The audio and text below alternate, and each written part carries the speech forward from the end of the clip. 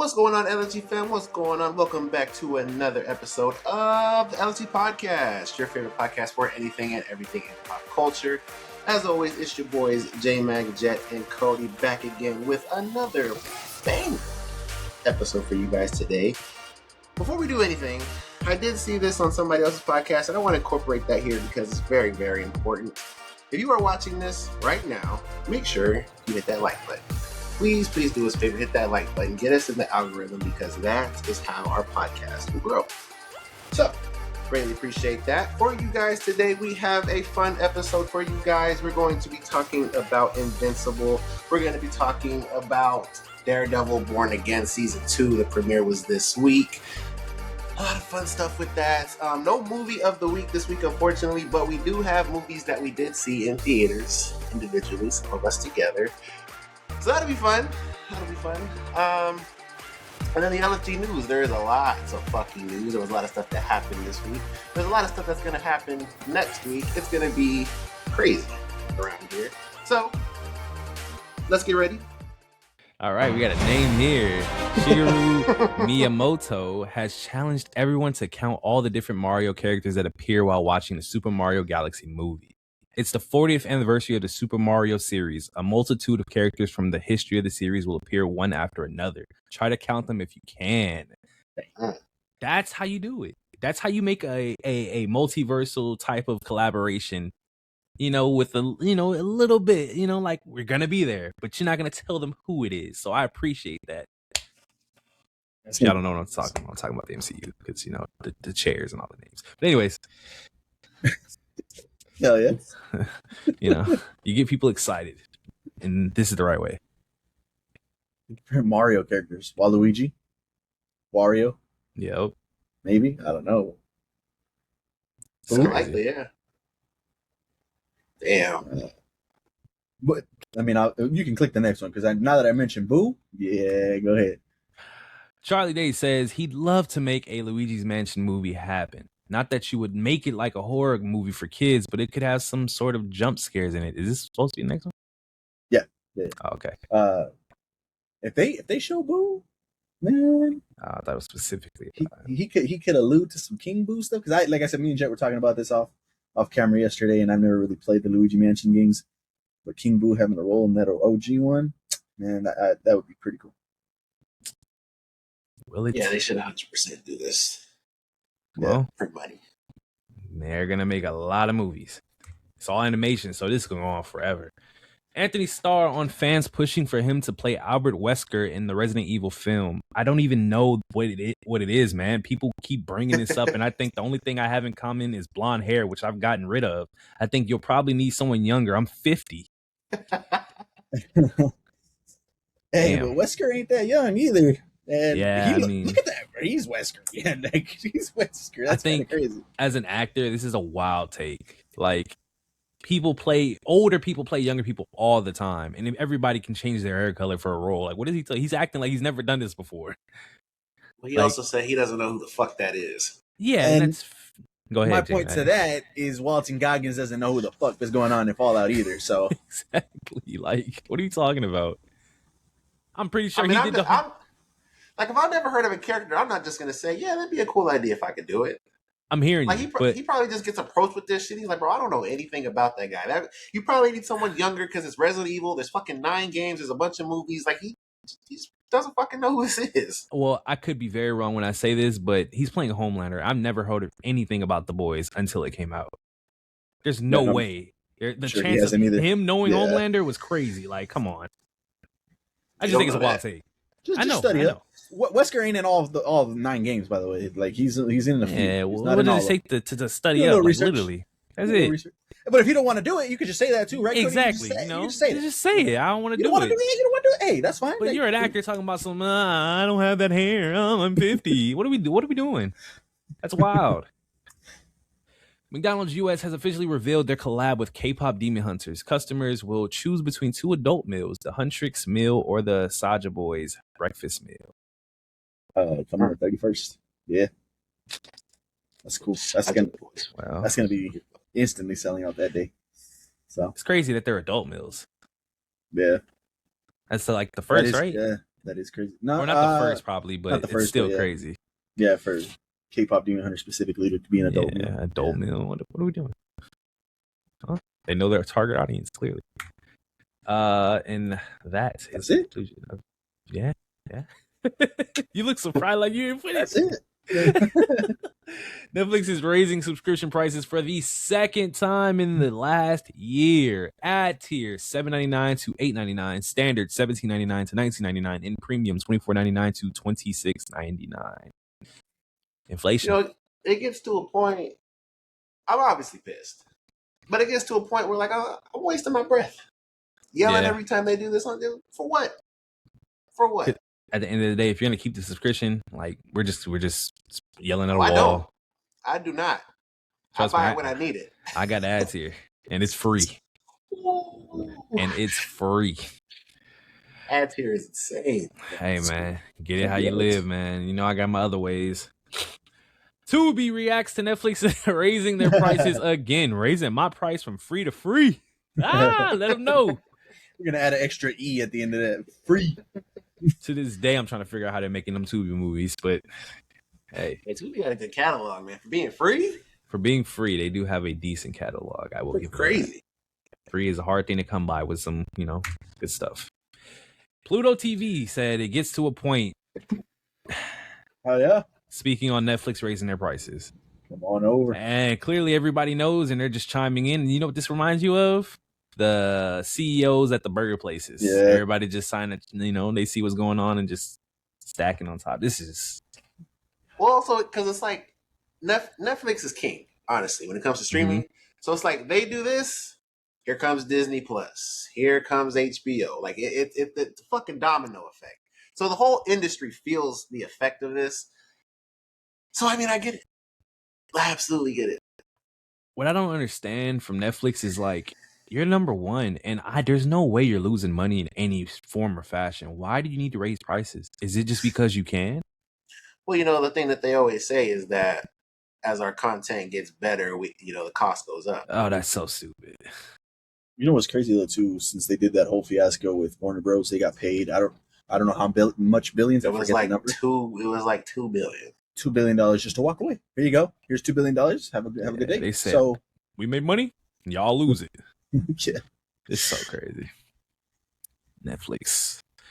6 One Piece Lego sets are due to release later this year, according to reports. Chopper and Dr. Hiralik Hideout, Logtown Marine Chase, Tony Chopper, The Little Garden Duel, Castle on Drum Island, Logtown Marine Battleship. Before they vault the other ones. There's like 3K sitting right here, huh? Nah, there's no way. The other ones, I think the other set, like 300, 400, maybe like 600 total for the first set. So, I mean, this is a little bit more. If that. Because all the more expensive, like... Yeah. Our like 20, shit 30. was like 80, I think. Was it $80? I thought it was cheaper than that, but yeah. One of them does say Tony Chopper. Is it like going to be like a Tony Chopper? That'd be pretty cool. Oh, it's probably one of those, like model ones. Yeah. Dope. Yeah. I thought somebody was about to say something. Loki voice actor is confirmed. It's Yuichi Nakamura, who played Gojo in Jujutsu Kaisen. That's fire. That is indeed fire. Back next week. The season 3 finale of Jujutsu Kaisen currently has a 9.9 out of 10 stars in IMDb with 22,000 plus reviews, the highest rated in the entire series. Damn. Didn't they just break that record, like 6 weeks ago, 7 weeks ago? Yes, they did. Broke it again. Damn. That's A. Y'all ain't ready. 9.9? Y'all ain't ready. Craziness. That's W. Disney has canceled their deal with OpenAI. They plan to invest $1 billion into the company and let Sora have access to AI generate videos of characters from Disney, Marvel, Pixar, and Star Wars. Nice done. Just like to say about that. I know that characters fucking be generated like that at a whim. Craziness. Yeah. AI, man. $1 billion. Beginning of Chump the change. end. I know, right? Let's raise some prices. They're about to make that in one movie. Project Hail Mary has grossed over 300 million worldwide, now eyeing a 580 million finish. It cost 190 million to produce. You know what that sounds like? That sounds like a W on Mogul. Yep. Yeah. Shout out, Mogul. Although no official conversations are underway, a sequel to Project Hail Mary isn't out of the question. Did y'all expect a sequel? I don't know. Does the book have sequels? Let us know. Oh, I forgot the books, but go one more. Go one more. And you, whatever, Weird. says he would absolutely write a sequel to Project Hail Mary. He has ideas, but not a good enough one yet. So there is no book. Yes. Yeah, obviously, you got to wait for that first. Then you can film it and get into all that. So I don't know. I think that was perfect the way it ended. Which is the case with most things. Like, they saw this as successful. Obviously, like if they were to do a sequel, it's like a very beloved film right now, so more people would go see the sequel. Like it's just, how the dollars and word of mouth things work. But I mean, I'm with you. I don't need or want a sequel. Obviously, they make one, I'm gonna watch that bitch. But yeah, that was a great ending to that. I don't know what else they would do because at the end, I don't know how the book goes, but at the end of the movie, I think we can all agree he seemed very content and happy with where he was in the universe with his best friend. So I mean, that was good enough for me, more than good enough. So I don't know. It's interesting. The only thing I could think of is possibly that their quote unquote fix really wasn't a fix, and the bacteria just did not do its job, and they still have a threat. But past that, we talked about this off camera too, and me and Cody did, and Jet was there too. In the second half of the movie, really, the threat of Earth kind of went away. So it would be interesting to see that maybe in a sequel for that to come back and it kind of focuses on Earth. Yeah, that'd be dope. But that's the only thing I can think of. Simon Williams and Trevor Slattery will return for Marvel Television's Wonder Man Season 2, co-created by Destin Daniel Cretton and Andrew Guest, coming to Disney+. There you go. Yeah, there you go. Obviously, this is going to be after Secret Wars. I mean, you would assume, maybe. So, see what they got. Yeah, I think it almost has to be. I don't even see how, unless they just get to work. But yeah, I don't know. How do y'all feel? And when I say this, I just want you to think about like I guess how moving forward it would go. How do y'all feel about them still being a duo after the season? Because obviously, Sadie at the end of season 1, they're probably gonna have their little runaway thing. But like, are they like supposed to be just a duo now forever? Do y'all expect to see that?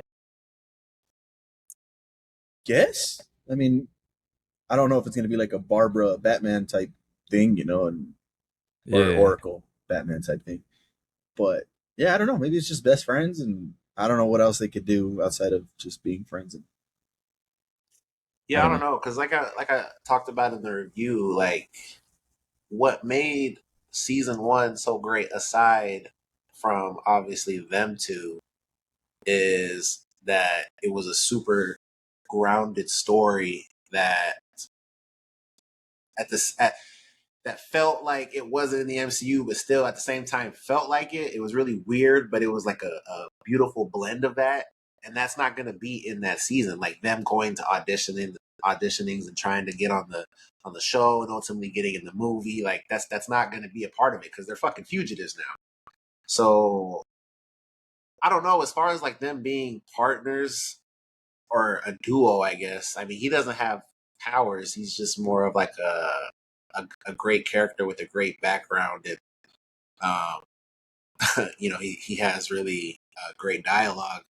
So I don't know how far this goes. Like that's why season 2 is so weird to me, because I really just felt like where they took the story, them being fugitives, like now, Wonder Man, we see like that small little time jump, and now he has a good hold of his powers. So now it's, we can throw him with the big boys, but I don't think that's what a season 2 would be. So I don't know. No, his first villain, I guess. You can do the whole first villain arc, things like that. And I don't know anything about Wonder Man, so I don't even know if he has villains like that or what. But you could definitely do his first villain and get that story going. I would love to see Josh. Was it Josh? Josh Gad come back and maybe explore that. Like, where did he go? Like, Yeah. he never came back, so that'd be pretty cool to see. But yeah, Wonder Man. Only 3 live-action MCU shows have received multiple seasons: Loki, Daredevil, Born Again, Wonder Man. dang. Hey man. R.I.P. Moon Knight, man. Damn. It was supposed to be. Supposed Sure. to. Damn. Like, how you make a show and we don't even know what universe it's in? It's so crazy. That rewatch was crazy. The Boys showrunner Eric Kripke, okay, criticizes big epic sci-fi shows that end with no major deaths. At the end, it's like, oh, everyone's fine. I keep yelling at the screen, things cost things. You can't just get away with this. So yes, I wouldn't get too attached to any single The Boys character. Damn. Take them all out. Whoa, that is a quote. Who would be the most shocking? Who would be the most shocking to you guys? Are they like, nah, he's got plot armor for sure. He ain't going nowhere.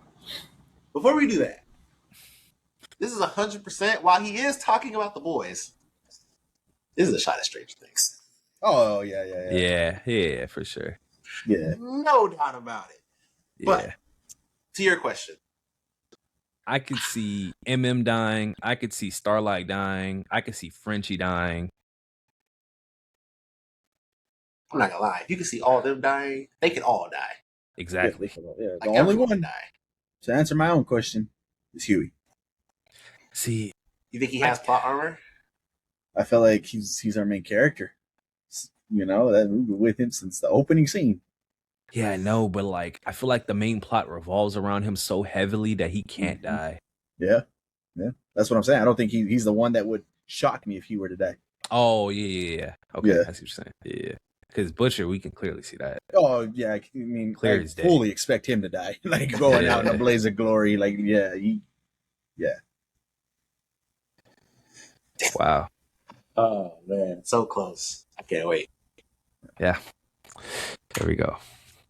Robert Kirkman was asked about the Invincible live-action film. Our focus right now is on the show and making sure that the show is all it can be. There's certainly movement here and there behind the scenes, but nothing that we can reveal just yet. I honestly read that, and I forgot they were doing that. I did too, and this is just going to be The Boys, basically. Yeah, like just less like extreme. I could definitely see. Yeah. I guess. Well, in terms of gore, I guess. No, But yeah, I didn't yeah. mean gore. Yeah. I mean like the whole, like this, Superheroes and not really being superheroes. because The Boys does that freaky shit. I don't think Invincible got that.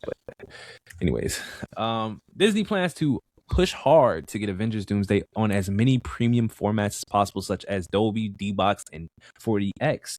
There is 322 chain-specific formats around the world. Yeah, Doomsday's happening. And according to that, little quote, they ain't moving. To the bitch that told me that that Doomsday was getting IMAX 3 weeks after. Dang. Just BB's internet motherfuckers yapping, man. Yeah. D-Box might be crazy. D-Box will be cool. Obviously, we already know the greatness of Dolby. Can't wait. That's going to be the first way we watch it anyways, if possible, is Dolby. But yeah, D-Box, that'll be cool. 40X, man, I don't know. Obviously, I've never experienced that. I've only seen the TikTok videos of people getting their ass beat in those chairs. But yeah. Well, it could be like, because, for instance, like if Storm shows up, that shit could be crazy. Yeah, that'd be crazy. So fucking damn, like rain. shit. You're in that storm. Fucking wind, popcorn flying everywhere. Like, imagine. Crazy. There's gonna be like buildings being destroyed, dust everywhere. It's gonna be crazy. Yeah, 40 dust 40 has and to be crazy. planets colliding, Smoke. and so much all that stuff coming destruction. into the theater, and they just throw fucking dirt in there for you, so you can smell The dirt. people are just sitting there scooping dirt. Yeah.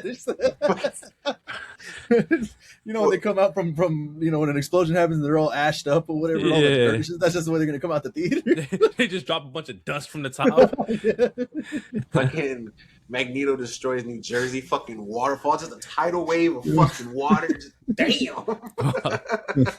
Oh man, they're funny. You're crazy. All right, December 2026 in film/TV. Denis Villeneuve, Dune Part 3, December 18th. Avengers Doomsday, December 18th. The Angry Birds Movie 3, December 23rd. Robert Eggers' Werewolf, December 25th. Greta Gerwig's Narnia, December 25th on Netflix. And HBO's Harry Potter and the Philosopher's Stone series, December 25th. Jumanji 3, December 25th. Christmas is going to be nuts. That's a lot of stuff to watch for us, man. Yeah. I don't know about the Angry Bird movies. I mean, I've seen the first one. I haven't seen any of them. I didn't know there was two others. I didn't either. So obviously not that one here, but the rest of them, yeah. And there's at least for me personally, not Jumanji. I couldn't care less. But everything else, Narnia, we obviously know what Robert Eggers means to this pod. Harry Potter, clearly. Everything else, there's at least a little bit of interest to see all this stuff. So, December. Jesus, man. It's 2 weeks. It'd be insane. 4 of those come out on Christmas. It's crazy. Yep. Sadie Sink has signed a deal for 5 movies with Marvel, including option for TV shows. I think it's pretty solidified what she is now. And again, of course, this is my time to shine, so take it with a fucking grain of salt. Yeah, this dude, I don't know. But assuming this is true, how the fuck is she not Jean Grey? Everyone else, Typhoid Mary, fucking Firestar, bro, 5 movies? There's no way. They're getting on your head too. They said, "Are you stupid? Are you an idiot, bro? Why would they introduce a mutant? Why would she be the first mutant?" It's just so crazy. 5 movies is insane. 5 movies is insane, bro. 4 TV shows. Yeah, come on. Come on. It's crazy. Dude, I'm about to fuck them all up. Damn. The Harry Potter series trailer had 277 million views in the first 48 hours. It's now the most watched trailer in HBO history, exceeded the previous record by more than double. All you bitch ass fans that are claiming that you're not gonna watch this shit because of J.K. Rowling, yeah, please. Most trailer in HBO history? What are we talking about? Do you know how much shit is on HBO? Come on, man. It's Harry Potter, man. What do you expect, man? Harry Potter fans will likely have to wait multiple years between seasons of HBO's upcoming TV series. The streaming service has admitted that sucks. Wow. You know what happens in a few years with these kids, man. Oh, that's crazy. He gonna come. Yeah. Oh man, you gonna come back. I get what you're saying, but for Harry Potter, it makes sense though. They have to age for sure, but that doesn't say 1 to 2 years. That sounds like multiple years. That sounds like 3, 4 years. Yeah, they said multiple. They said multiple. Bro, that man's gonna come back and he's gonna be talking like this. Remind me, no. I don't know. They're little ass kids though. Yeah. So with Stranger Things though. Yeah. So I think this makes sense though. No, for sure. I get what you're trying to say, but I'm just saying in terms of them aging like that, that's how it's gonna look. Stranger Things were little, bro. Because in Stranger Things, they tried to fix it by saying it was a time skip. It can't, bro. We're gonna see, but yeah, we're gonna have to see. I don't know. Yeah, it's gonna be crazy. These kids are gonna grow up so fast. Because it's every year, right? They come in, they go every year to school. Mm-hmm. Why can't they just do every year for a season? Am I missing something? Aren't they doing a book a season, or what was it? Did they say that? Well, I'm just saying, character timeline wise, they go to Hogwarts every year, like normal school years, first grade, second grade, third. So isn't that the same fucking formula? So why wouldn't they be able to do it 1 year? So why do they need to age up? I guess is what I'm asking. Oh, he's I don't really know the specifics of timeline wise, but it's like that first movie. They were little ass kids too, and by movie 7, I mean they were grown fucking adults. Yeah, but that's 7-movie stretch. That's a 7-movie stretch. This is 8 seasons of television. Yeah, but multiple. But 8 seasons over 8 years, that makes sense, right? Yeah, growing up naturally like that. They're talking about multiple. I'm minimum 3 years is what I'm taking away from this. Minimum. They would have said couple, but multiple years, minimum 3 years over 8 seasons. What are we thinking? Like fucking 15, 16 years? Yeah, the show's gonna finish in like almost 2 decades. But at that pace, I don't see this being. Hey man, you want 30-year-old Harry Potter on screen, man? That's fine. Get the fuck out of here, man. His senior year. Just saying, man. Mayonnaise is officially an instrument according to a new study commissioned by Hellman's. Researchers found it fits the scientific definition when used to intentionally create sound. What are we talking about? Is mayonnaise an instrument? Is mayonnaise an instrument? No, Patrick, mayonnaise is not an instrument. No, yeah, I mean, I think I saw something about this and the sounds that it makes, and I think they even put sound effects, the throbbing, thumping, whatever the fuck else, sounds that mayonnaise makes. It categorizes that an instrument, so there you go. Hey, it would be really crazy though to actually see somebody get a jar of mayonnaise and play the shit out of it. That's what I'm saying. Like, you're going to go to a performance in a theater, and then you're going to be everybody laid out with their instruments, and then there's the mayonnaise guy. Yeah, just like some crazy. The mayonnaise solo, everybody stops, and the mayonnaise guy is just going. They got the mic in front of him. Like, what are we doing? Netflix and Microsoft have discussed a subscription bundle that would combine Netflix and Xbox Game Pass. Oh, that's much needed for Xbox Game Pass, bro, because they raise the prices like crazy. Yo. I mean, this could justify the price increases for Netflix if it's like $30 for both. I ain't mad at that. Are they getting ads or premium? See, yeah, they better not be fucking ads in this shit, bro. Like, this is there better not be ads, man. That's kind of like I said, man. With the what I get from the phones, our T-Mobile, they give us the ads, man. And then they be at it like. Can I get what you're saying? Like, if they're giving you more than, clearly it justifies it a little bit. But it's like, they add shit that, who the fuck uses that shit, man? Like, that's going to be a very select audience, man, that they're using this. But even before that, like, they got the Netflix fucking games on there. I ain't never touched that shit, man. Oh, man, there was San Andreas on there, man. Come on. Shit, no, I can see that shit. This is going to be a niche audience. This isn't your general audience, so yeah. This is where your pricing is coming from. It's the general price of it all. Like, it's crazy. It should be an add-on, if anything. Yeah, that's fair. That's fair for sure. The John Wick spinoff Kane begins filming next month. Donnie Yen is set to star in and direct the film. That's awesome. I was interested in this man when he came out in the movie, man, and what he got going on, because he was pretty cool. So I don't know if it's going to be, I don't know any details on this. If it's going to be like a sequel to him in the last movie or a prequel and we get some story behind, or a blend of the two. And they usually do that too. But either way, I'm excited for that. That's cool. Yeah. Johnny. A sequel movie to the Lord of the Rings trilogy is officially in the works, J-Mag. Plot synopsis. 14 years after the passing of Frodo, Sam, Merry, and Pippin set out to retrace the first steps of their adventure. Meanwhile, Sam's daughter, Eleanor, has discovered a long-buried secret and is determined to uncover why the War of the Ring was very nearly lost before it even began. Stephen Colbert is co-writing the script. Initially, seeing Stephen Colbert is co-writing the script, I was like, what the hell are we doing here? What is this? Is this not a serious project? But shout out John Campea. He kept me informed, got me up to date on what's going on with that. Stephen Colbert is apparently a super mega fan, lives and dies Lord of the Rings. So I think he's going to be doing a great job on this. And he's co-writing with his son, who is also a writer, and I think the original writer of Lord of the Rings too. So you got those three working together. I think this is going to be good. It sounds awesome, like a lost story. And then I didn't even know this too. For those of you that didn't know, apparently in the movies they did not adapt chapters 3 through 8. I think is the numbers there, something like that, 4 through 8, somewhere around there, in the movie. And this is what it's going to center around is those chapters, because apparently there's some like tidbits in there that could go crazy. So I'm excited. So does this mean it's no longer a trilogy? That's what Joe was telling me too. A sequel? I mean, I don't You're know. What do you cooked. guys think? Yeah, Yeah, I think you say sequel, you have to take it.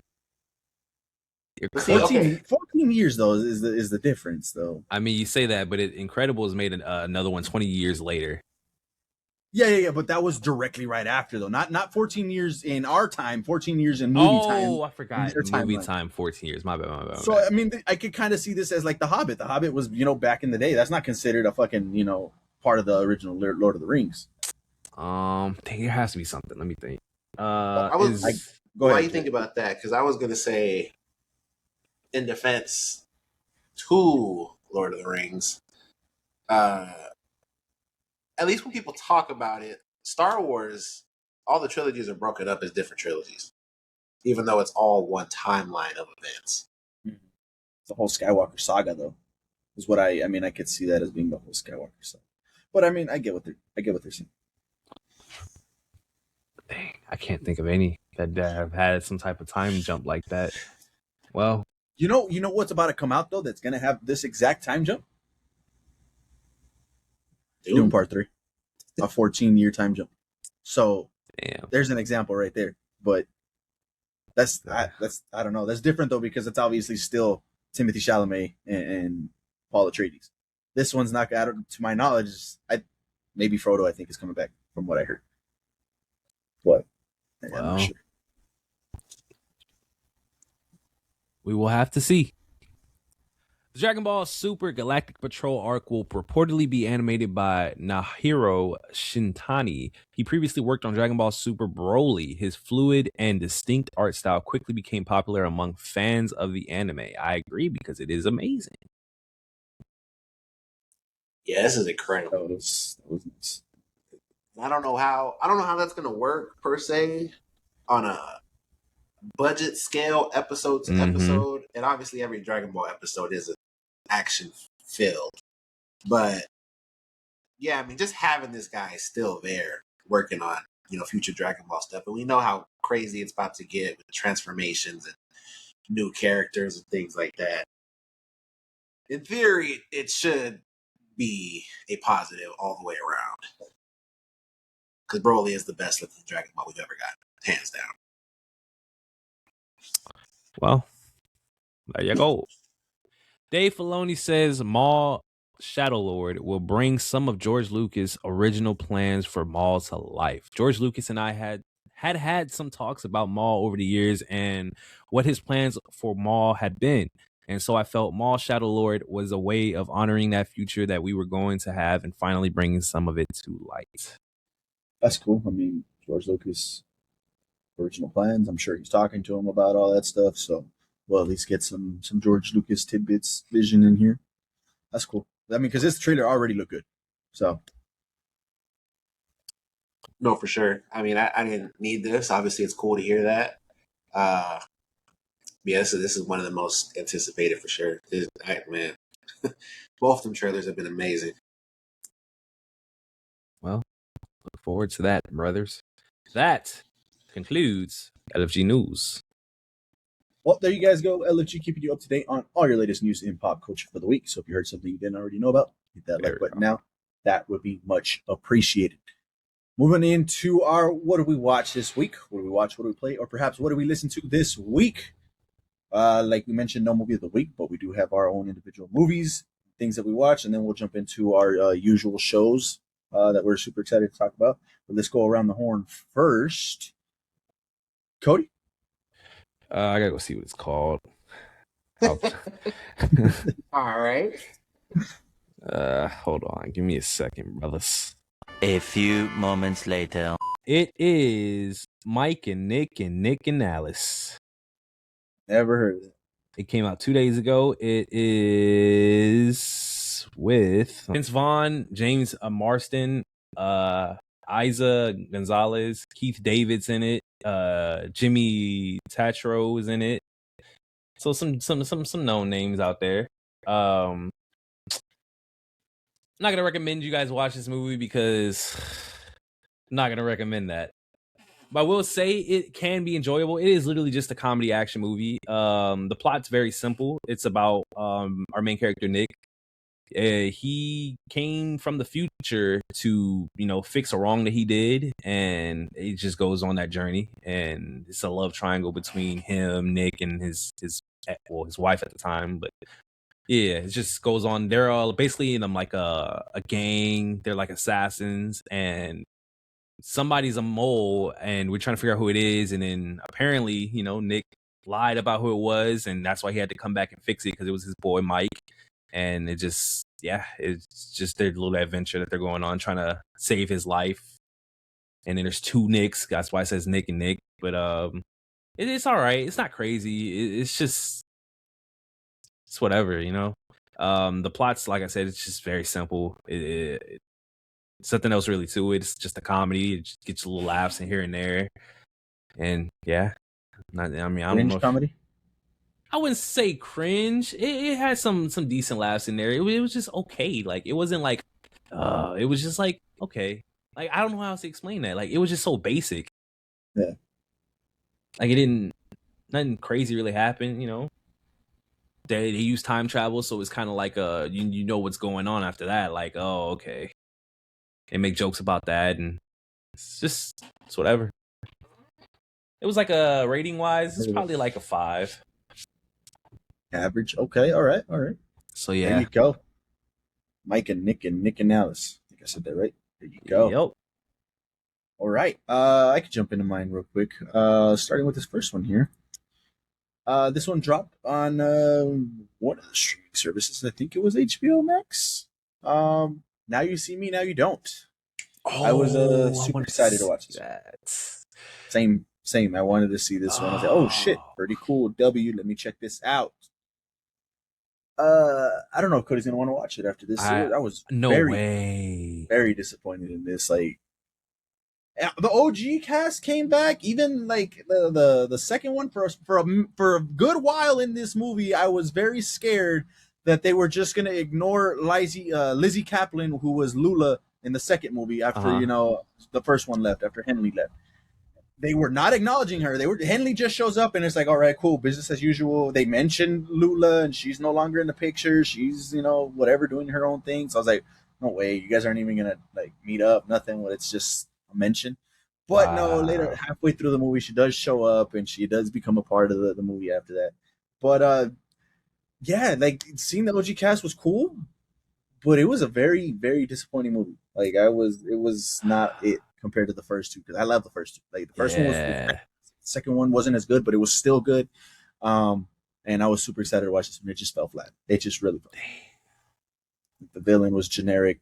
That sucks. The twist was whatever. You know how there's a twist in these movies.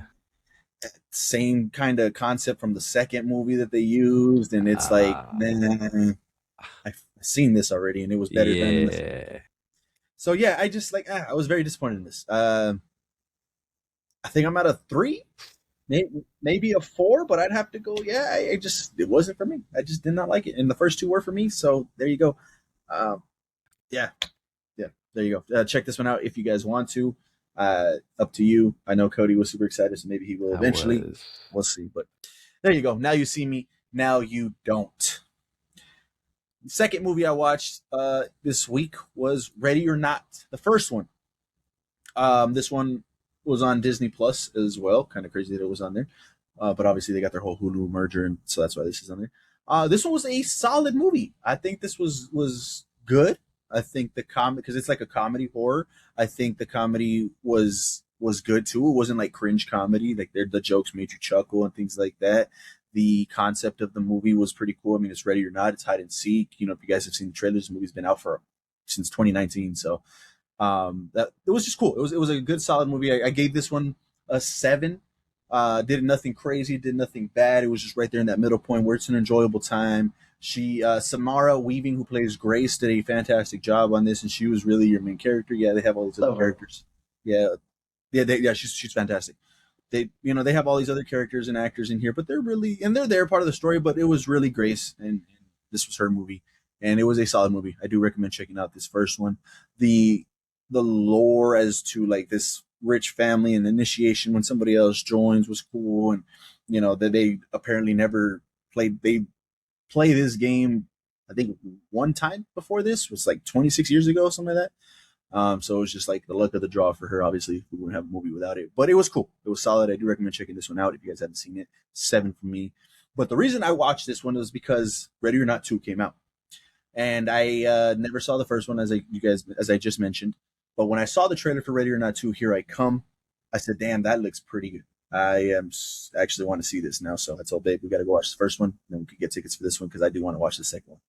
And the second one was really good. I did enjoy this one a lot. It opens up the lore of actually what's going on and who's running the world and what they're doing and different families in the world that just kind of run the whole world and things like that. The lore was really cool, and it opened it up a lot more. Super excited for this one. This one is at a 9 for me. The comedy was good. Catherine Newton, who plays Samara Weaving's sister in this, was introduced. And on the first one, it kind of goes into like she has no family. And the second one, they do a good job of explaining why she says she has no family. It wasn't just like, oh, she just has a sister out of nowhere. So that was pretty cool. Catherine Newton did a good job. If you guys don't know who that is, it's Ant-Man's daughter from so she did solid in this. She did fantastic. Sarah Michelle Gellar and Sean Hotsey. Hatsey. I'm hoping I'm saying his name right, but Sean Hatsey is from The Pit. For those of you that are watching The Pit, the second Doctor, that's I think the first season was the day Doctor, right? Or no, the night Doctor, the night shift Doctor. So it was pretty cool to see him in here. And Sarah Michelle Gellar being brother and sisters and their whole dynamic and things like that. Elijah Wood is in this as well. Very minimal part though, but he is in this. He does a fantastic job. So it was pretty cool to see him acting, because I don't know if I've seen something before this with Elijah Wood. It's been a minute since I've seen something, so seeing him in here was pretty cool. And then obviously getting the news for the Lord of the Rings, and he might be returning for that. I'm super excited for that as well. But yeah, I really enjoyed this movie a lot. This one was worth it to me. It got better than the first one, and when you could do that, sign me up for that. So pretty cool. So I do recommend checking Ready or Not 2, Here I Come in theaters. Pretty awesome. And then, yeah, that is it. That is all my What We Watches. So I'll kick it over to Jet. So yeah, I guess unless I'm missing something else, there was really 2 kind of major-esque releases in the theaters this week. Obviously being Ready or Not 2, which Dame I just talked about, and then They Will Kill You. This one is a horror action movie. Which is a really cool blend to me. I like that kind of mixing of genres a lot, actually. This one stars Zazie Beetz. I really do like her as an actress. I think the first time that I saw her was probably in Deadpool 2 as Domino, and I liked her in there. And then she's been in a couple other things like Joker. I think she was in Bullet Train. Different kind of smaller roles, nothing really in the forefront. So this is her movie. Like it is all her the whole time. She is the whole time she's giving it like her all.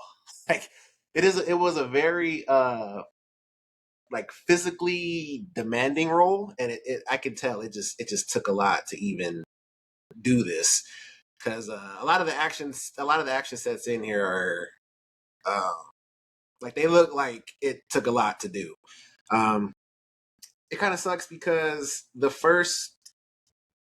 I would say the really big action set piece that would probably have a lot of people going, "Oh, damn," was in the trailer. So like, if you watch the trailer, you got that part. So after that, it's kind of like, okay, all this other stuff is cool action wise, but nothing that really like stands out. Super gory, super fucking gory. This movie, I was like, damn, they're going in with the blood and guts and different things like that. But as a movie, is it a good movie? No. Just come out and say no. It's not. Would not recommend it. For different people of the genre, there's things that you can, attach to, like fans of the genre. I'm sure there's people that are gonna love this movie, honestly.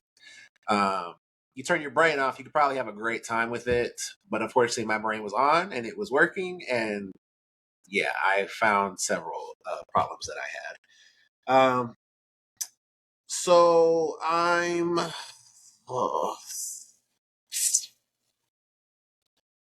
think I'm at 4 also, man. Just like J-Mag. Uh, obviously, it's not a fucking 1, so there's things that I appreciated about it. But just as a movie as a whole, like, nah, it didn't work. And I feel bad for Zazie because, like I said, I think this is the first time that I've seen her in a lead as something, and unfortunately, I just didn't like the movie too much. So yeah, there's that. I don't encourage you to go watch it, but if you do go watch it, let me know what you think. What were you about to say?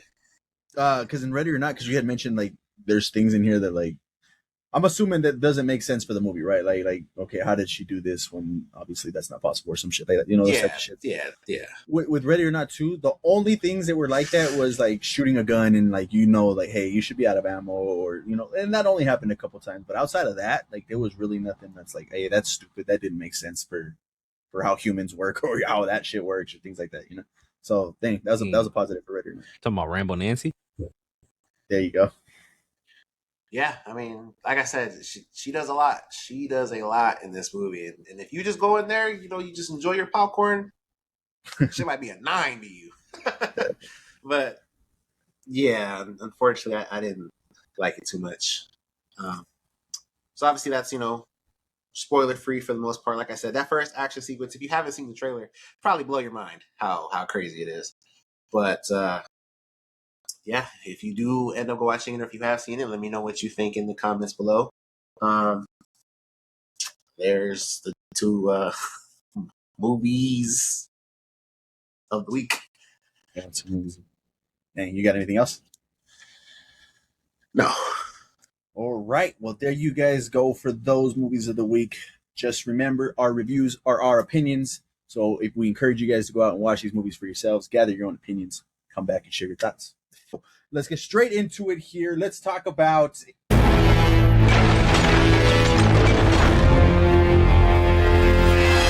I'll start us off here. This was episode 4, coming off that 3-episode run, or start, I should say. This was called Herm. I really like this episode, and I'm interested to see how you guys' thoughts are on it, because in the grand scheme of things, this was like a side quest. This was like in the vein of the mob bosses, right? The whole mob thing. But we got Hell, we got the demons, we got Damian Blood coming back. I think it's Dark Blood coming back in this one, and I really loved this episode a lot. You guys know me, I'm a mythology person. I love heaven and hell, so when you give me all that type of thing, I'm super locked into those types of stories, and that's what this was for me. But at the end of the day, this was a side story. This was a side quest. But one thing I will put on this, I think this was an important side quest for Mark and his development and what he was going through in his head to kind of push him forward and get through what he was going through. So, yeah. I'm gonna just do a slight piggyback. I've noticed a trend with Invincible. They always have this side quest episode. And I think last season was the one where he went into the future, right? That was the side quest episode. And it was the same concept. It gave Mark what he needed for, his mental. Yeah. I like these episodes, of course. So that's why I do like this one too, just like you. But yeah. Wow. I am stunned. I'm only stunned because I thought I had this in my news, but I guess I didn't. I don't know if this is the lowest rated Invincible episode ever, but it's for sure down there. I think I could see that. Like, if people don't like that type of storytelling and they want to get straight to the main continuity, I get it. But, hey. I think it's at a 6.9. And I'll get to that in a second. So I honestly, I don't know how Andrea felt about it, to be honest. But I was watching it, and when it started, and that kind of long action sequence with Vulcan nigga,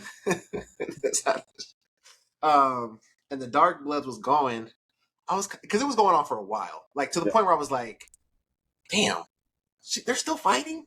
What the hell is this? I wasn't liking it. And then there was just a point in there where I thought about it, and I was like, no, I do like this. Yeah. I really do like this.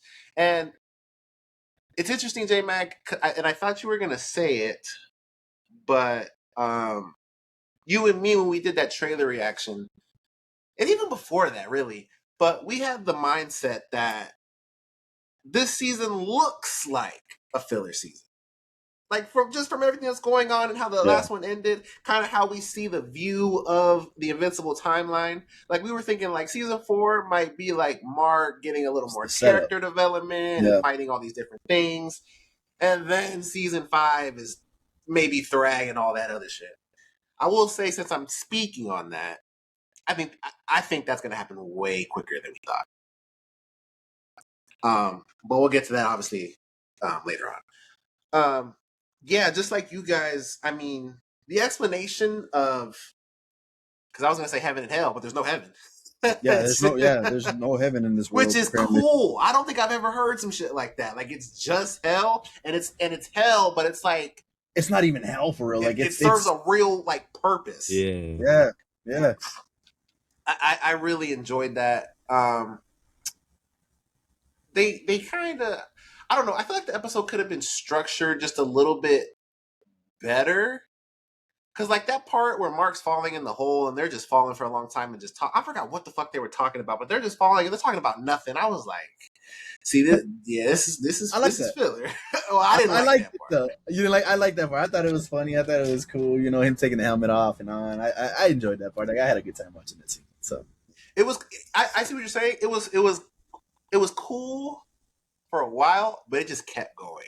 Yeah. And they were falling for a minute. I was like, it's a bottomless pit. Fuck. Yeah, I get it. But yeah, just like you guys, I enjoyed this episode a lot. The Lord dump was exceptional, honestly. And seeing Mark's like perspective on things kind of changed that it's not a lot of character development, but it is what he has been missing in his mind. I enjoyed that as well. Yeah. So I don't think it's a 6.9. Yeah, no, I don't think so. Yeah, I did like the aspect of speaking on the lore dump. I forget, was it the first generation? Or I forget the word that he was using when he was explaining how the world, you know, kind of came into existence, more or less.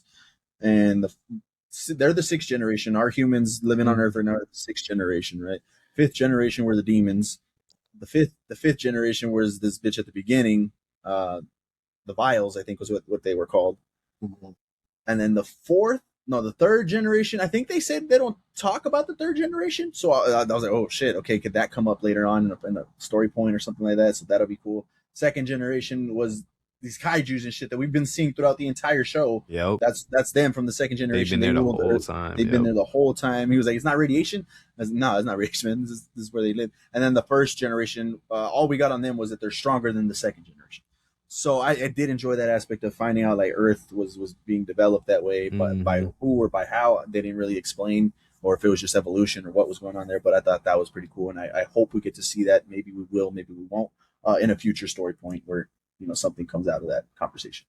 But I did enjoy that aspect of it. Another thing that came out of this episode was, you know, these seasons usually have a song connected to Invincible. That first one obviously is Feel It, which fantastic song. I got that on the playlist. Obviously, we don't have to go into what's going on with that, but Feel It was a great song. And then you get the next one was Your Man, which was another fantastic song. I have that in my playlist. The one that came out of this one, at least from what I heard, and it sounded like it was taking those same veins, you know, trying to put another song into the season, was Alive, and I thought it was pretty cool. I got to hear it a couple times to see if it was really like that, but I think off initially hearing that, I thought it was pretty cool. But yeah, I thought that was cool. We get another song for Invincible for the season, and yeah, I like that. I like what they do. How do y'all feel about him going back into the OG suit? Back into the the yellow and blue. Yeah, the yellow, blue. A lot of black and blue just hit. But as a hero, you can't wear blue. You gotta show hope. You gotta show that you're approachable. Yeah. I mean that was an ugly colorway. It really was. I was hoping he would have done some adjustments to it, some tweaks to it, do something. But no, it's literally that he just kept it in the fucking closet and ready for it just in case he wanted it again. So yeah. Yeah, I don't know. It's obviously an ugly ass suit. Like, I know people try to defend that shit. That shit is ugly. It's a big eye. Even from the color design to just the over the head big ass goggles, like the shit is ugly. but at the same time, like I don't know, it fits him. Ooh. If that makes sense. Like I see it, and I think Invincible. Yeah, but I could see that. Yeah, I mean, yeah, I could see that. But we also saw these other Invincibles with these badass costumes and shit. So it's like, damn, that's what you went with. You could have chose one of these guys and shit. So yeah, I don't know. I guess it could just be me being used to it. yeah, very well. Yeah. it's ugly, but I don't hate it for him. Yeah. Damn. I mean, man. yeah, when you say Invincible, that's the picture that comes up. Yeah. It's him in that suit. So Yeah, not even because obviously the blue and black one is a better colorway, but yeah, like I think the other one. So, I don't know. We get Omni-Man and what's his name coming back in this one, showing up at the end. Big Alan. And Alan. Yeah, we get them both coming back, and I was like, oh shit, here we go. He's finally on track. He's getting his mental right. His health is going good. Dad shows up because he didn't know shit about his dad. He's like, he talked about him earlier. Thought he was My dead. dad's dead or captured, or he's gonna be dead. Yeah, that's why he's not here. So I'm super excited for the next episode to see where that's gonna go into. But yeah, I thought that was really cool. Yeah, and it's gonna be because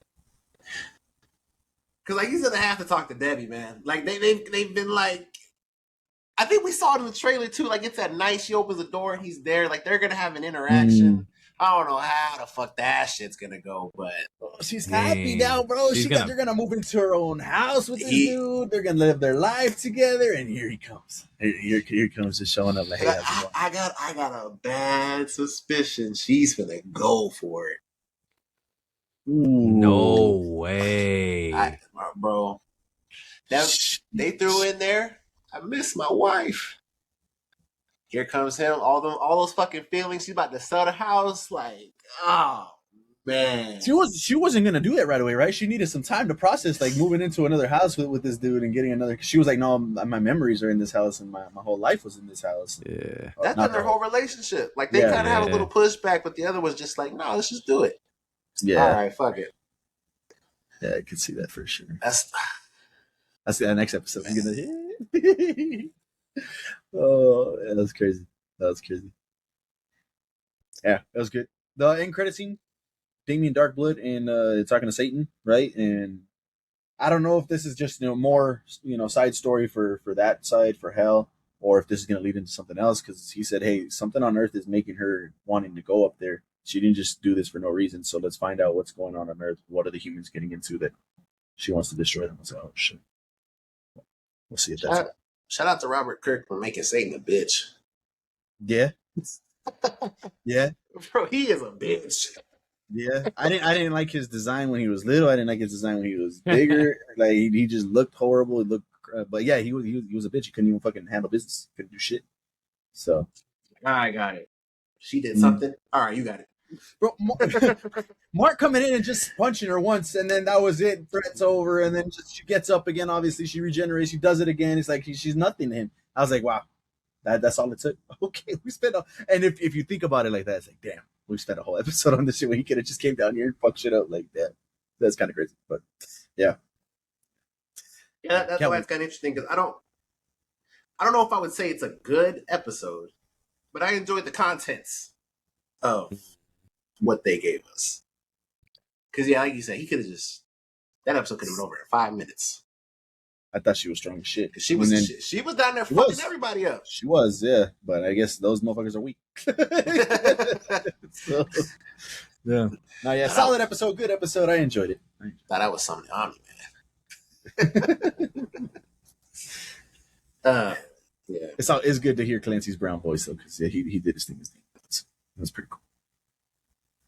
What do you say? Yeah, it's time for war, Mark. Drag is coming. All right, there you go. Episode 4 of Invincible. Let us know your thoughts on it down in the comments below. Let's get into Daredevil Born Again, Season 2, Episode 1. Obviously, Jet kind of did his early reaction thoughts and things like that on YouTube. So if you guys haven't seen that, definitely go check that out. Go check out the socials for the TikToks and things like that he likes to post as well. But let's get into a deep dive of the episode. Cody, what'd you think about it? Hey, man, I'm not going to lie. This is probably, after the end of this season, this might be a top 3 MCU show. Like, I can see how good it like, I don't know how they were able to keep up with what Daredevil did back in the OG show, but they're doing it. And like, even from the opening scene, because when the opening scene happened, I was like, damn, this is a good ass opening scene, man. Like, oh my God. And then obviously we're seeing basically what's happening since season 1, and it's like, he's together with, I forgot her name, what's her name? Heather. Is it Heather? No, he's not with Heather. He's with with Karen? You're talking about Karen. Karen I was like, he's with Karen now. Yeah. I was like, whoa, what the And then, like, I will say, even though I just said that first statement, it did start to slow up, but it's because that first episode, we're just getting into what's going on and set up the storyline. Yeah, Fisk is still being Fisk, and there's a bunch of shady shit going on, obviously. But man, I want to see, and I know this is a bad thing to say because of how good the show is on its own, but I want to see some MCU in here. I'm not gonna lie. I want to just see like things come together. I haven't felt that in a long time with MCU, but nonetheless, I enjoyed the episode because I know the season's gonna be good too, and we can talk about the ending when we get there. Well, we know Jessica Jones is coming back, and you know what this made me do is going, because I never watched that final season of Jessica Jones. I never did, and I actually thought her show was solid. I thought it wasn't bad. It was a good, solid show. Right. But that's got 3 seasons. I never watched that final season, so I think I'm gonna go check out that final season just before she hops back in here. So obviously that's not that big overall grand scheme of MCU connection, but at least we get a little bit of that. And who knows, maybe they'll throw something else in there. But yeah, that'll be pretty cool to see. Looking like it, the way they're lining up them episodes. Yeah. Mm-hmm.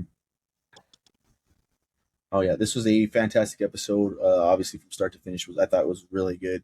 I will say my surprise character that I thought was super interesting, and I really liked like where they put her story, and she wasn't just like thrown in there for just to work for Fisk now, and she just kind of switch up. Was Heather. We mentioned her a little bit earlier, but like the way that she is prosecuting or being not prosecuting, being a therapist to the people that are getting prosecuted is kind of crazy, because she kind of didn't want to push those boundaries, man. But it happened twice. When she wants to push those boundaries, she sees this motherfucker from season 1. I think I forget his villain name. What? Muse. Yeah, she sees Muse in the background, obviously, because she's traumatized, but by almost getting killed by this motherfucker, and she's like, she starts just zoning in on it. The fucking effects go crazy. The sound just kind of cuts out, and she's reliving that trauma. And I thought that was fantastic. And as soon as she comes out of that trauma, all right, fuck you. I'm gonna go ahead. You want to play games with me? I can tell these guards to come in here right now. They're gonna keep you in here. They're gonna beat you up to hell, and they're gonna keep you here for your court date until you heal up. And if you don't heal up, well, then we'll just throw you away, and that's all that is. So, and they did that twice, because she did this again later on in the episode too. The same thing. She saw Muse, same thing. She goes off. She's like, she's in her head, and I love that they're doing that storyline for her, and that fantastic. And she's not just like, well, I'm working for Fisk now because fuck all vigilantes. No, like, she's traumatized by the shit, and they give her a reason to. So I really enjoyed that aspect of this. So can't wait to see where she goes with that. I will say, am I tripping, or is Daredevil, like, when he's fighting, he got some like anger going on? Like, it seems more aggressive. Like, he's beating the fuck out of people now. Like, every fight, I was like, damn. That shit was brutal, man. That shit was gory, breaking bones. Yeah, he broke. Yeah, it was insane. It was insane. Yeah, I think it's. I mean, obviously the show has kind of always been in that realm, but yeah, I think it's kind of amped up here just with everything that's happened. Like, he's kind of at almost to a boiling point. Like, he's lost his friends. He's in hiding. Like, anytime that someone's just, like, he has to get into that mode, it's just he kind of blacks out a little bit. I feel like all that yelling and shit. Yeah, he just kind of loses himself. Fucking foggy, man. The shocker, or I guess, the shocker of the episode, man, was really the ending, and getting to see who came to help him out. Because once this motherfucker got demasked, I said, there is no way these motherfuckers can. There's no way. You guys gotta just get gotten. That's it. Move on. But I didn't expect the way they died for them to die like that. That was insane. And obviously, it's Bullseye that shows up and cleans house. I thought, wow, that was crazy. That knife though at the end. Yeah. Straight headshots. Yeah, through the eyeballs. Yeah, insane, bro. Once I saw what type of shot it was, like how accurate it was, I was like, oh, that's Bullseye. Yeah.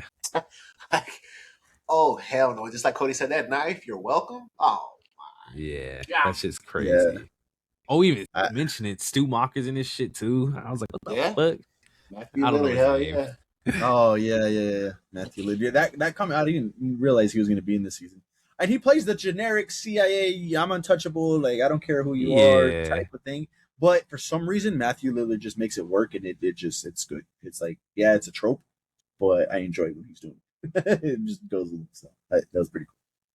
I think he's somebody else, man. Like I think they have a plan for his character. I'm really hoping.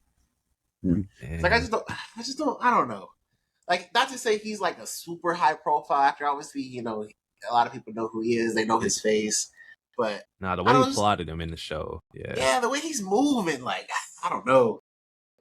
Like I brought up in the little review that I did, it was cool because when he was in Fisk's office and he was he kind of just got there and everybody was trying to figure out who he was, and the governor's phone rang. He told him, "You better answer that shit." It was fucking Fontaine from the Thunderbolts. And I was like, "Oh shit, that's crazy." So he's elite with people. It'll be interesting to see how this all plays out. Next week is go ahead. No, you guys think they mentioned anything from Thunderbolts? I mean, did that event happen? How would you guys feel if they didn't? They kind of just like brushed it off. Well, kind of that's the weird part about it all. Like they do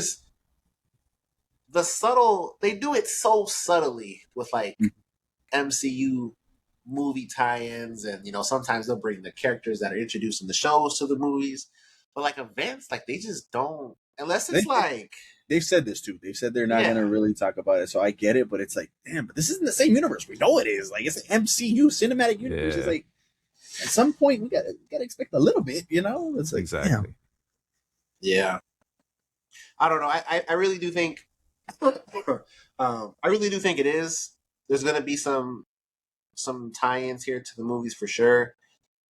And there has to be, just because, obviously this is Daredevil. Daredevil's tied to Punisher. Punisher's getting his fucking one shot. Punisher's in Brand New Day. Brand New Day is in New York. Like there's too much there for them not to tie that shit at least a little bit together. Yeah. Correct me if I'm wrong, but at the end of season 1, Punisher was locked up. Not locked up, but they imprisoned him.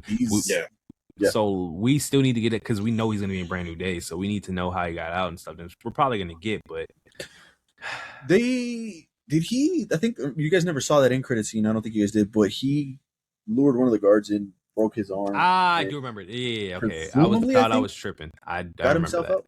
Yeah, I remember that.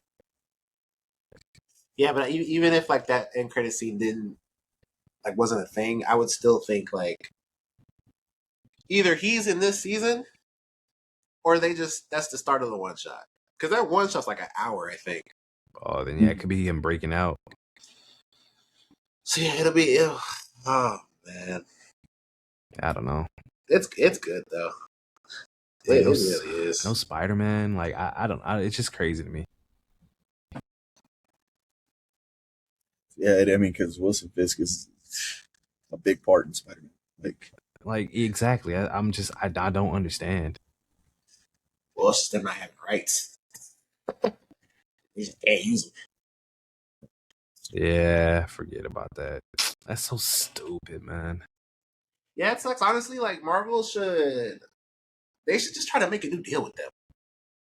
And like you can still make it advantageous to Sony, but like it would just benefit first of all, it would benefit both of them if they would just share the character more. Yeah. But being able to use Spider-Man in the shows that are obviously centered in New York, there's been so many of them that have been in New York. Yeah, New York is literally Around the MCU. same time. It was fucking Hawkeye and Christmas, and it was fucking snowing in No Way Home. Like we were literally saying, bro, we got to see Spider-Man or something. He did not show up. And that was obviously before we knew the rules, but Yeah. it does suck for sure. Damn. 2 episodes next week, though. Yeah, it is a double drop. 2 episodes next week. Hopefully that means it's like a cohesive story or just like something ends and it goes into something else. Yeah, because that first one could even be slow, and as long as that second one is like greatness, then we're good. Yeah. So we'll see. Super excited for Daredevil. But there you guys go. Our thoughts on Daredevil Born Again Season 2, Episode 1. Let us know your thoughts down in the comments below. But as usual, our opinions are just our review. What is I'm sorry. As usual, our reviews are just our opinions. So we encourage you guys to go out and watch these shows, these episodes for yourselves. Gather your own opinions. Come back and share your thoughts with us. But there you go. That is our What We Watches. Let us know what you guys are watching, playing, or listening to this week, possibly next week. There you go. Final thoughts before we head out? Yes. I also, we've been doing this in the final thoughts before, so it still fits. I do have a Keep 3 Cut 5. So this should be fun. You guys together again. This is Keep 3 Cut 5. Anime first seasons. Here we go. Just so you guys are aware, this is not going to be any shows that have one season. They have to have more than one. This is the first season only. All right. First show up. My Hero Academia. Cut it. That's greatness, though. Cut it. Arguably the best season. Arguably? What arguably the best season? Yes, for sure. What are your thoughts right now, though, Cody, on like what else could potentially come up? Well, last time Justin tricked us, and we got to expect that not to know what's gonna come up. So we can't just sit here and name stuff and assume. No, but generally, what do you consider as like first season? Because would you say Jujutsu Kaisen's first season was better? I don't think so. Would you say Solo Leveling's first season was better? I'm biased. I would say yes, but honestly, no. Would you say? Oh, no, it doesn't have season 2. What? No, it doesn't have a season. I was gonna say Cyberpunk, but it doesn't have a season. Oh, it doesn't have season 2. Would you say? You know what's gonna be in here? Maybe. Sword Art. Ooh. See, Sword Art. I would take Sword Art. I would too. But it's because it's the first one up, So this is a great one though. This is the thing. We could keep it. I knew it was. We could keep it because I don't know. I said not to keep it only because it could be random, man, and we don't know what he's going to say. It really could. But Attack on Titan can be on here as well. Yeah, it really could. But I think when you talk about My Hero, you have to talk about season 1. You have to put that up there. It's insane how that first season was really good. Let's do it then. We'll keep that one on my table. Keep. Next show up. Solo Leveling. See, like that one, I'm biased, but I'm fine with cutting it. Okay. Because we don't want to keep another one so early. Yeah, so early. Yeah, that's fine. That's why I didn't want to. Hey, stay tuned to next week's pod. There's gonna be something behind me for Solo Leveling. So there you go. Cut it. So we're keeping and we're cutting.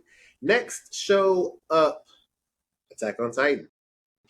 See? This is fast. This is fast. He's doing it early on purpose. And if we think about it too, if we don't use it now, later on we're gonna regret it if it's something bad. Yeah, I think so. I'm fine with keeping Attack on Titan. Okay. Attack on Titan was all right. We'll keep it. 2 keeps. 1 cut. Next show up, Jujutsu Kaisen. See, I think it's good. I think it's Yeah, solid. we can wait. We can hold off. Yeah, okay. We'll cut. 2 keeps, 2 cuts. Imagine he puts One Piece in here all like because it's officially. Next show up, Chainsaw Man. Chainsaw Man doesn't have a season 2, does it? No, it has the movie. Right? There's no That's season what I was 2. gonna say, but I was like, oh, it does have season 2. So by your rules, there's no season 2. But even if you want to count that, I would argue that the Damn, I movie did was more cutting for. that. Yeah, okay. I would even argue that the movie did more for that, especially in Jet's opinion, than the season 1 did. Because I enjoyed season 1, but the movie really let's see. I'm not mad at y'all because I differ from that argument, but I understand. You like that one? We can You would cut keep it personally? Nah. Okay. Actually, no. Okay, cut it. It's 2-3. Yeah. 3 more. All right. Next show up, The Promised Neverland. We can Fine. cut it. Yeah. We can cut it. Yeah. Okay, we'll cut.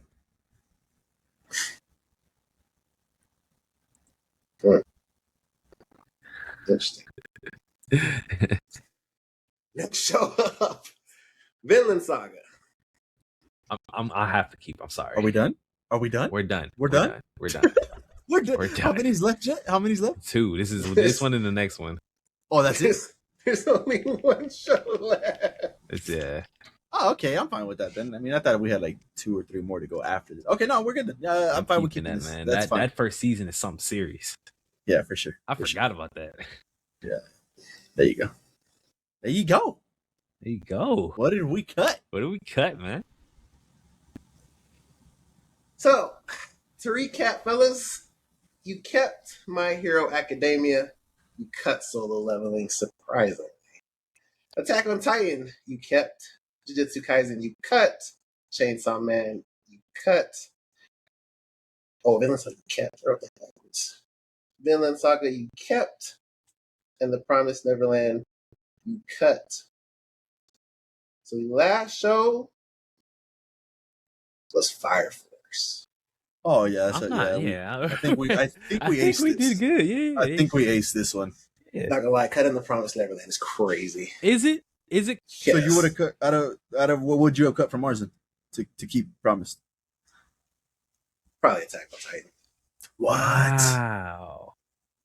As a whole season, compared with The Promised Neverland, Was good. that I show was amazing agree. from beginning to end.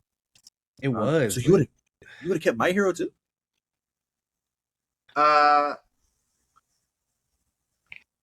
What's That's yours? iffy. What's yours? I probably would have done Vinland, Promised Neverland, and honestly, probably JJK. Wow. Kept you. Hey, so we only hit on one. You would have picked 2 different ones. Yeah. JJK, that was a tune in every fucking week. Yeah, but it gets better though. That's the thing. It's not about to get better though. It does get better. I said it's not about it though. That's not what it's Oh. about. Oh no, I know, but in my rationality, I'm like, there's better seasons than season 1 though. Interesting. I think Alright, we did there you good. go. Yeah, I think so too. Keep 3, cut 5. Let us know what you guys would have kept or cut down in the comments below.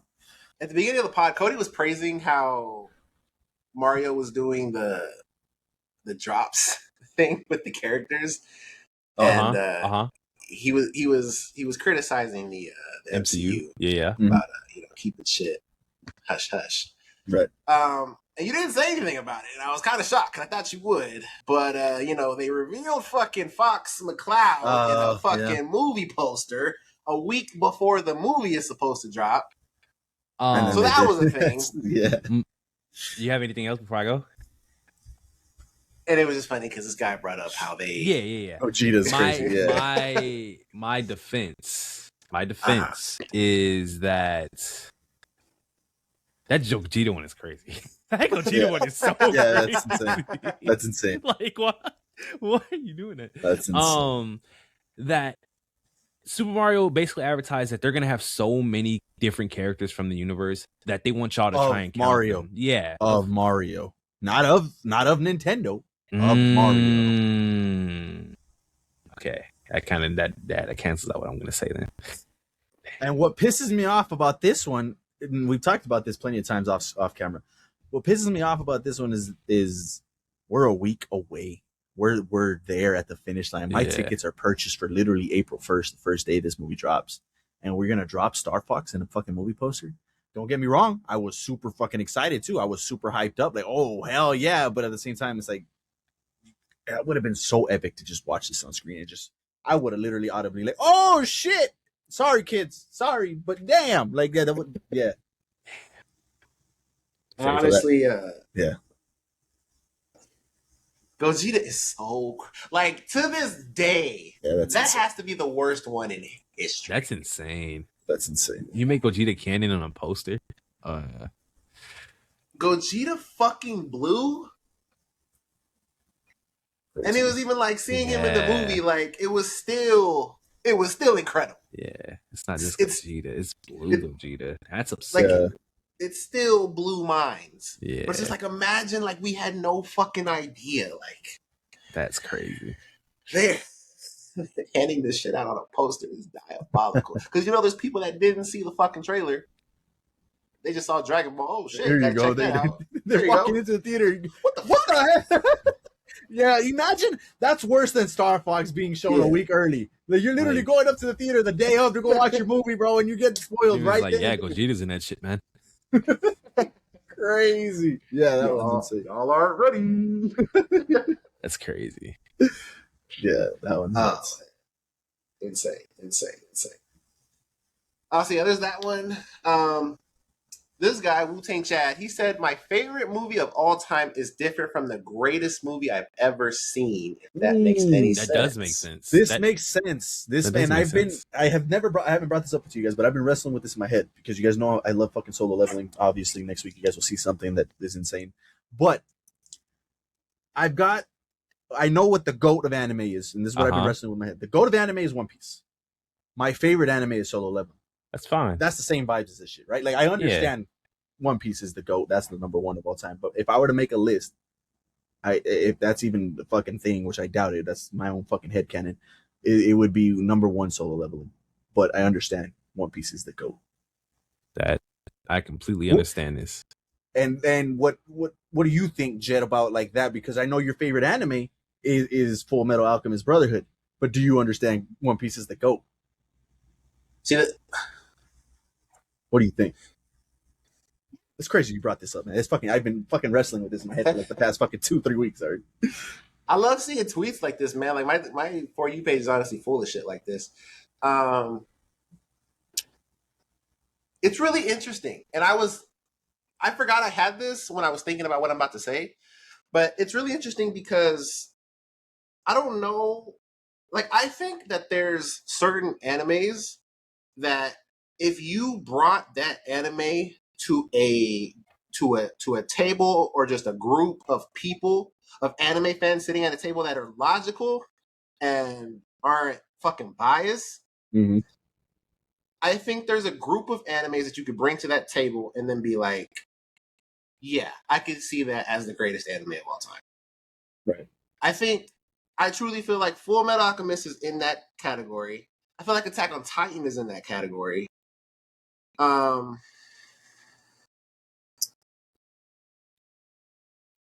can see people saying Neon Genesis is in that. I can see people saying, and see, it gets tricky because One Piece has been going on for so long, and the lore is ridiculous, and they just do so much for One Piece. But I was gonna what's Lelouch fucking why am I thinking? Oh, yeah. Code Geass. I feel like Code Geass can have a seat at that table. Like, there's just a group of animes that you could say that to, and they're not gonna fucking chastise you. Like, you're not gonna get laughed out the building. So that's why it's interesting for me. I don't know how Cody feels about it, but one day I know in my heart of hearts like how I feel about Full Metal Alchemist. and I have no problem saying that it's better than One Piece. But there's days where I'm watching One Piece, I'm reading One Piece, and I'm like, okay, no, this is my favorite. Like those two flip flop constantly. And honestly, Attack on Titan is in there also. Like I'll be rewatching that and I'll be like, damn man, this is a fucking masterpiece. But it's not to where it's like a fucking like obvious, like no, that's kaiju number 8. Yeah. Like I would never say that. Right. So whenever Cody gets back, it'll be interesting to see his thoughts on that. I mean, yeah, that's generally like the thing. Like, oh, that's your number one. Okay, you're fine. Like that. Yeah. That's basically how the take goes. Like, there's like a universal. Like, oh, okay, you're fine if you have this one in your top. I don't think Solo Leveling makes that cut, but maybe it does. I haven't talked to these people, but because people are different now, so probably Solo Leveling makes that cut now. From a story aspect though, and from like just based off of these other ones that we know from the story aspect and the action aspect, even I feel like, and I don't know, people have said this before, so it might not be like a crazy enough take, but I feel like Solo Leveling is this generation's Dragon Ball. Like you don't need a crazy. Damn, that's a take. Like no, like you don't need a crazy story to tell it. You know what I'm saying? This doesn't have that crazy story. What it does is it has the crazy action, it has the boxing, it has all that shit, and it does it really well, just like Dragon Ball did all of that. You know what I'm saying? That's what that on terms of that aspect. I think that's what that I'm taking away from. As far as movies go, though, Dune is your favorite and the greatest you've ever seen. Yeah, like that. Yeah. There's no way. Dune is your favorite and the best movie the greatest movie you've ever seen? Yeah. Like how yeah. Is that for you with Dark Knight, Justin? The answer should be no. Yeah, honestly. Yeah, no, I guess not.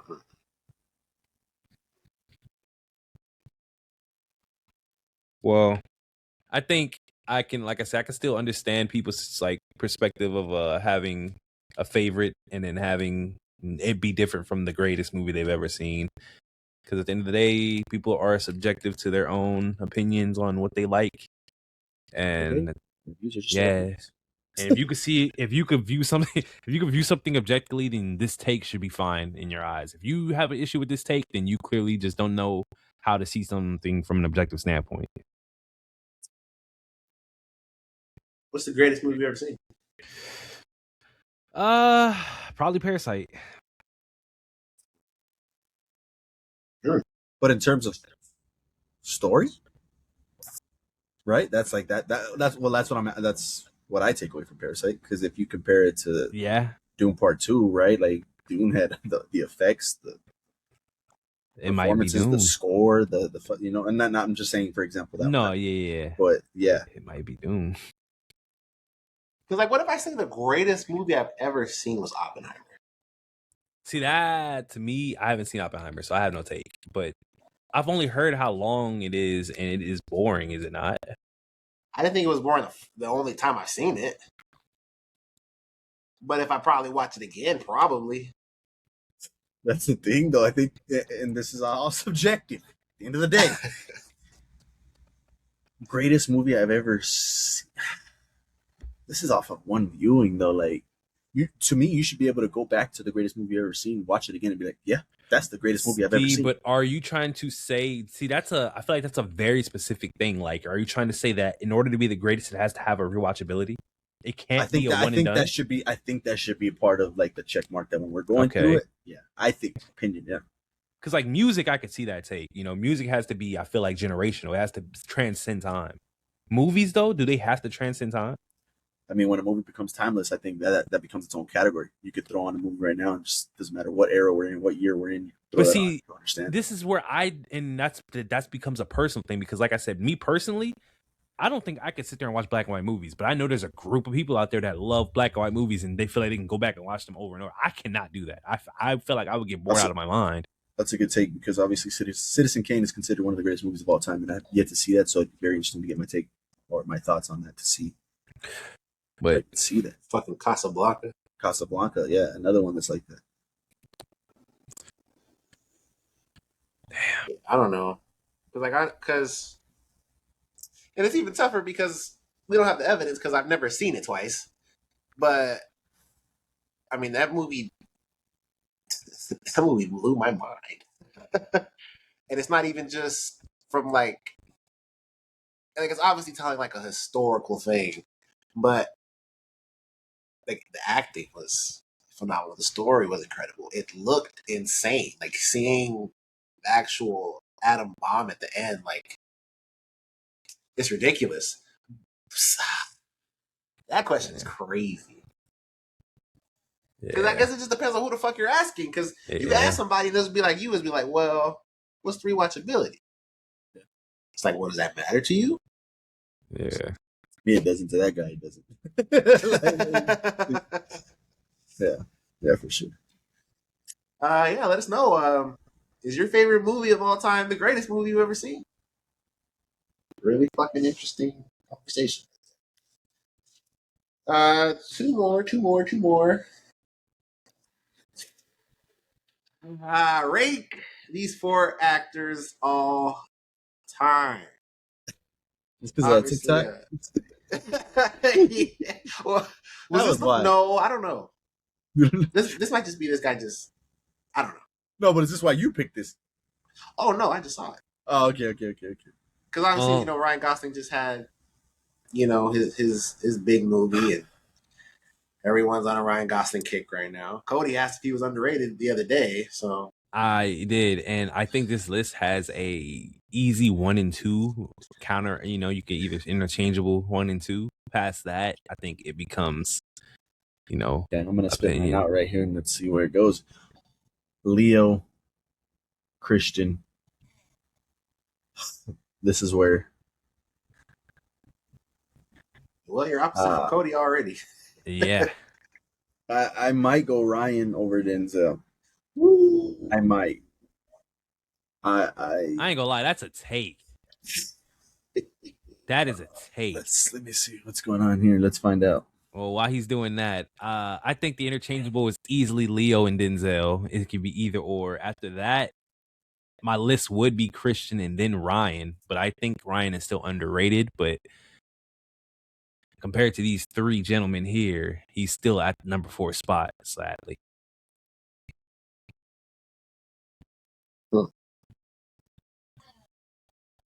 Interesting. Highest to lowest. Oh Lord.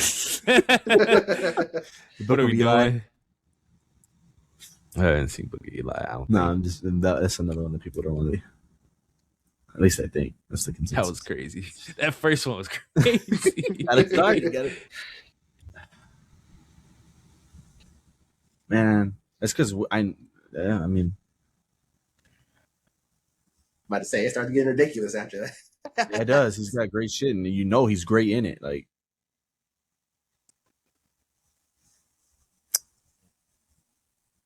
damn. 5.9 on IMDb for The Bride is crazy. 57% on Rotten Tomatoes. Crazy. Bride. You start with The Bride on Christian. I could see the first one I saw with a low rating. I could see Leo, Denzel, Christian. Yeah, we're in the same boat. Ryan. I could see that. Yeah. Amsterdam, I haven't seen that, but that has a 31% on Rotten. Yeah, it's really interesting because I'd have the same ranking as Cody, but Christian Bale, man, like a lot of people know him for fucking. Most people, obviously, movie has known him from other things, but most people would know him as fucking Batman. I don't even like him as Batman. Yeah. But so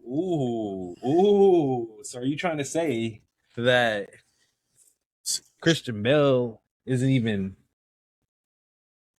that good as a Batman? So that means that those movies technically go against him, right or wrong? No. The Fighter, The Machinist, Ford vs. Ferrari, American Psycho.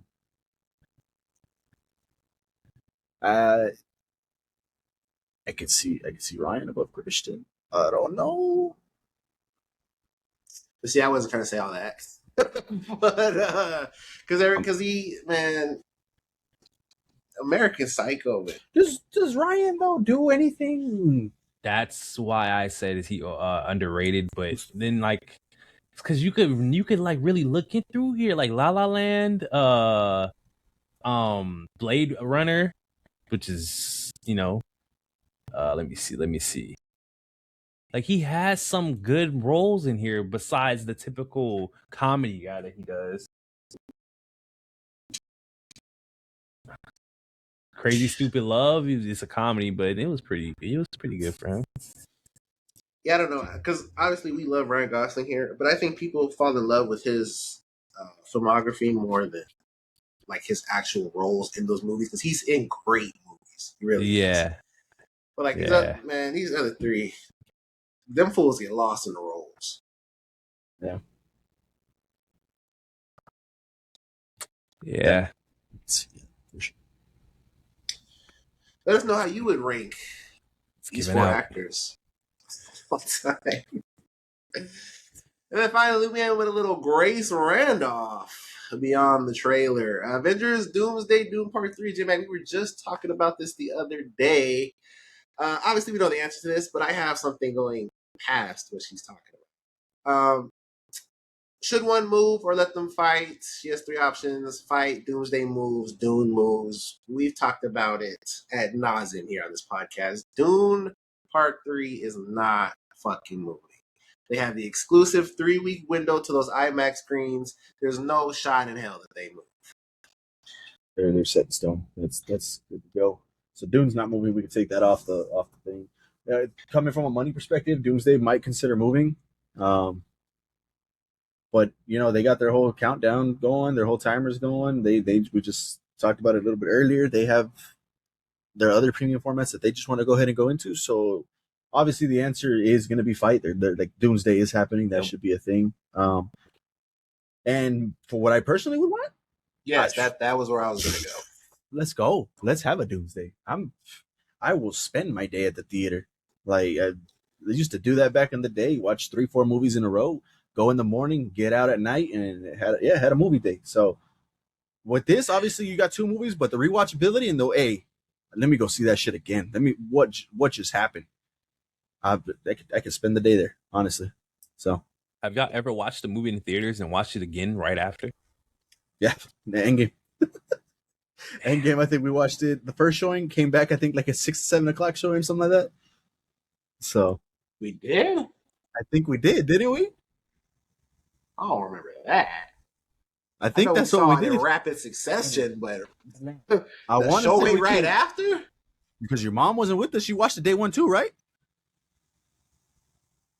If she watched the day 1, she was in the same theater as us. Because I went with you and your mom to watch it again. She went day 1 though. That's what I'm saying. But I don't. Was she there for showing with us? Yeah, so I'm telling you, like we were in line and she walked up. Or no, I came there late. She was already there. I walked up to her. So then why did we go again? Because I thought again. But I don't know. I don't think it was that same day. I thought I remember like going with the boys watching it, and then your mom had another ticket or whatever, so that's how I went with you guys to watch it with her again. Unless you watched it again too, I have no idea. I'll ask her and see what she says, but I'm almost positive that she saw it at the same showing with us. The more that I think about this shit, I just think about the headache that fucking day is going to be, man. Oh, yeah. Like it's cool to have like 2 fucking titans going at it and being able to see them dropping the same day, but it's like, and obviously anybody watching this, we're excited to watch them both. I know how you guys are going to be like, shut the fuck up. Anyway, damn, I'm excited to watch them both. Them being on the same day for us, logistically is going to be a headache. No doubt about it. We were talking about it. If Dune 3 has 70 millimeters, I'm like, I don't care what the fuck it takes. I have to see it like that. And it's even getting to the point where, and I think I told you this too, like just Dune in general, like I just have to see that in IMAX. So that's already like a thing in my head. That could fuck over how Doomsday is going to go. The fucking flow of traffic from concessions to your actual seat, just how there's no many concessions. people are gonna be. There's no concessions being had. Like the lines for that shit, yeah, insane. But see, that's like Order your seat, order to your seat, order ahead, that type of shit. Hopefully, they're gonna shut that feature off. Yeah, I don't know. Like I said, Doomsday is a cool fucking concept, but it's just like especially as a content creator, like the more like I just think about that day. And one gigantic review, Doomsday review, or your two separate videos. That shit has to be separate. That video would be 2 hours long. That would be 2 hours long. Like minimum. Which review would come first? I feel like Doomsday would get more clicks. Right? I think Doomsday would be the one to get the first. And then it's gonna be so crazy too, because like when we do those reviews, sometimes we just forget shit just because there's so much stuff to talk about, even in a show. Like reviewing both of these, like it's gonna be so crazy. Fucking, do they have a runtime for Doom? Oh, it's like 3 hours. So yeah, it's was it 3 hours? That's good. I think Doomsday is easily 3 hours. Not confirmed for Doom Part 3. Doom Part 2 runs for 2 hours and 46 minutes. Final is expected to have a long, extensive runtime to cover the source material, potentially exceeding 2.5 to 3 hours. So I would put it on the 3 hour side. 2 3 hour fucking tight. No, and I was looking at past tickets. I think one of the Marvel movies we saw at 2. Well, I saw it at 2 p.m. my time. So, and I know we were talking about time yesterday. So assuming like that first showing is at 2. We're not starting Avengers till fucking 6. Yeah, I was gonna say 6. The thing with that though is there's gonna be showtime. There's gonna be showtimes like 5, 5:15, 5:30, 5:40. Like there's gonna like the theaters are gonna. Sorry if you're a different movie. Like you're gonna have one showing and it's gonna be in the back, room. Like y'all gonna show up at 2 and be there until like midnight almost. Yeah, if it is. Y'all are gonna work a shift. 5 to 9. I'm putting in like all the PTO. Like the whole week, probably, bro. I'm gonna make so much content on this shit. It's gonna be ridiculous. Just up all night. Oh man, Doomsday is gonna be a time, I tell you. And then it doesn't even stop there. Next week, no, we're not next week, but right after that, Christmas week. Yeah. 4 more fucking things to watch and review and talk about. Honestly, we love it, but work. Yeah, interesting. Doomsday. Let's know your thoughts and opinions. Like I said, we're gonna watch both of them. No questions. They could come out at the same fucking time. Me and J-Mac will be split. And however it has to get watched is getting watched. But let us know your thoughts and opinions on that. All right, there you go. Let us know what you guys thought about all of that. Before we head out, though, to Spotify was having like a meltdown yesterday, so I could not upload that video. So if you guys are watching, obviously the week after, for those of you guys wondering, hey, how come this episode didn't drop on time? This will be uploaded. I checked before recording today. It's uploaded, so I'm gonna start the upload right after this. So apologies for that. It'll probably be up in about an hour or two. Obviously, it's already out for you guys. But yeah, there you go. Just giving you guys a reason for why it didn't come out in the morning with the other one. Spotify was down, crashed. I don't know what happened. But there you go. Leave your thoughts on today's episode. Anything you thought about in the news or what we watch is all those down in the comments below. We appreciate you guys watching this episode. If you guys haven't liked, please do like. If you guys haven't commented, subscribe, do all that stuff down there. We appreciate you guys when you guys do that. Audio listeners, don't forget to hit 5 stars. Appreciate you guys sticking through this last week for a little late upload. I know you guys do watch them over there. Shout out to you guys. You guys are real ones for sure. So apologies for that. But there you go. Keep it locked here to LFG. We got you covered on anything and everything in pop culture. We'll see you next week. Peace.